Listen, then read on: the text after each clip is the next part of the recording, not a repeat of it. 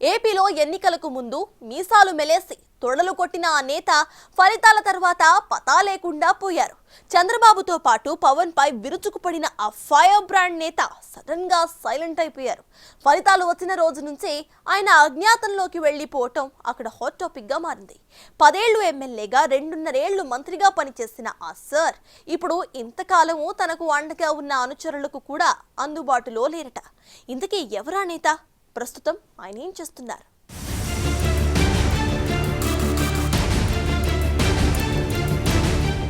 YCP ప్రభుత్వంలో 2.5 ఏళ్లు మంత్రిగా పనిచేసిన సింహపురి నేత అనిల్ కుమార్ యాదవ్ ఆ పార్టీ మొదటి ప్రతిపక్షంలో ఉన్నప్పుడు, తర్వాత అధికారంలో కొనసాగినప్పుడు అనిల్ దూకుడు అలా ఇలా ఉండేది కాదు. అసెంబ్లీలో సైతం చొక్కా గుండీలు విప్పుకొని బజారు గుండాల టీడీపీ నేతలపై అవాకులు చవాకులు పేరుతూ సవాళ్లు విసురుతూ నానా హడావిడి చేశారు. వైసీపీ బూత్ మంత్రుల్లో ఒకరిగా ఫోకస్ అయ్యారు.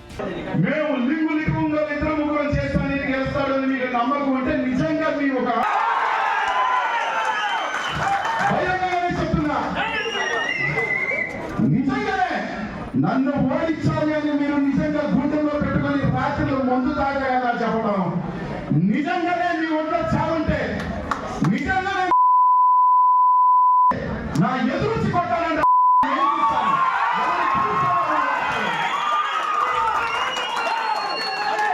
నాయకులు ఫోన్ చేసి అనిల్ నీకేమైనా చేశాడా, అనిల్ నీకేమైనా చేశాడా, నా దగ్గర అంతా ఊడ్చుకోపోయిన 3 సంవత్సరాలు ఎవరో అందరికీ తెలుసు.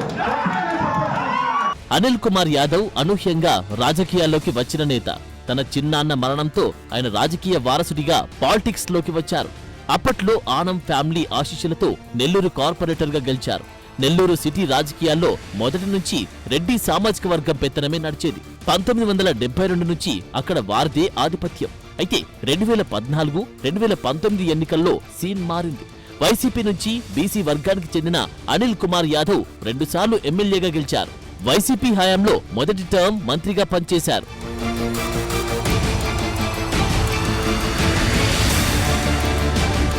మొదటి నుంచి అగ్రెసివ్ గా వ్యవహరించిన అనిల్ కుమార్ యాదవ్ జగన్ పై ఈగ వాల్నిచ్చేవారు కాదు. ఎవరైనా అధినేతను విమర్శిస్తే ముందు వెనుక చూడకుండా విరుచుకుపడేవారు.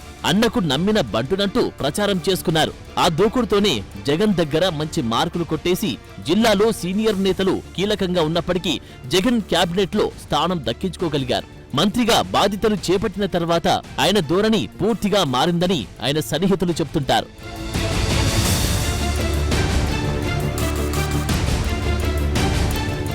ఎవరిని ఖాతరు చేయరని విమర్శలు ఎక్కువయ్యాయి. పార్టీలోని నేతలపైనే పరోక్ష విమర్శలు చేసేవారు. తాను ఏం చెబితే జగన్ అదే చేస్తారని అనిల్ చెప్పుకునేవారంట. ఆయన మాట తీరుపై సొంత పార్టీ నేతలే అసహనం వ్యక్తం చేసిన సందర్భాలు లేకపోలేదు. మంత్రిగా ఉన్న జిల్లా అభివృద్ధికి ఆయన ఏమీ చేయలేదని విమర్శలున్నాయి. 2024 ఎన్నికలకు ముందు పార్టీలోని పలువురు నేతలు రకరకాల కారణాలతో అనిల్ కు దూరమయ్యారు.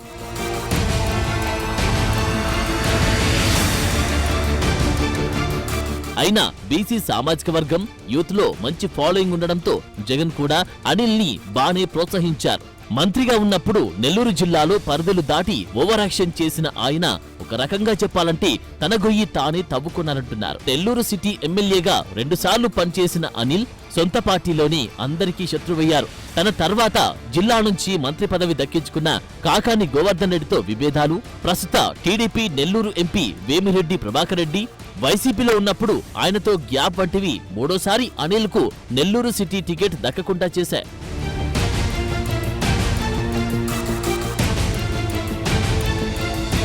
నెల్లూరు సిటీ నియోజకవర్గంలో అనిల్ ను కాదని మరో గట్టి అభ్యర్థిని పోటీకి దించాలని వేమిరెడ్డి ప్రభాకర్ రెడ్డి ప్రయత్నించిన అనిల్ కుమార్ తనకు అనుకూలంగా ఉన్న డిప్యూటీ మేయర్ ఖలీల్ అహ్మద్ కు దగ్గరుండి టికెట్ ఇప్పించుకున్నారు. దాంతో వేమిరెడ్డి ప్రభాకర్ రెడ్డి వైసీపీని వీడి తెలుగుదేశంలో చేరారు. ఇక నెల్లూరు సిటీ నుంచి పోటీ చేసిన ఖలీల్ అహ్మద్ టీడీపీ నుంచి పోటీ చేసిన నారాయణ చేతిలో దారుణంగా ఓడిపోయారు.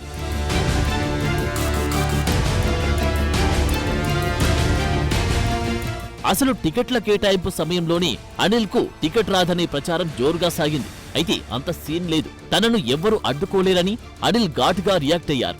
ప్రత్యర్థి నారాయణ గెలిస్తే రాజకీయాల నుంచి తప్పుకుంటాను అని కూడా సవాల్ విసిరారు. అయితే ఎన్నికల సమయంలో ఆ ప్రచారమే నిజమైంది.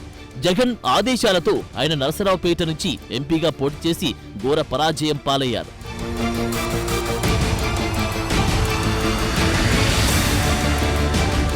గెలవకపోతే రాజకీయ సన్యాసం తీసుకుంటానని నెల్లూరులో సవాల్ చేసిన అనిల్ రిజల్ట్ తర్వాత ఏమైంది మీ రాజకీయ సన్యాసం అని అడిగితే తన సవాల్ని ప్రత్యర్థులు తీసుకోలేదని కవర్ చేసుకునే ప్రయత్నం చేశారు. అయితే అనిల్ మాట నిలబెట్టుకోలేకపోయినా పరిస్థితులు నిజంగానే ఆయన్ని రాజకీయ సన్యాసం తీసుకునేలా చేశాయంటున్నారు. ఓటమి తర్వాత అనిల్ కుమార్ సింహపురిలో కనిపించడమే మానేశారు. పార్టీ యాక్టివిటీస్ కి కూడా పూర్తిగా దూరమయ్యారు.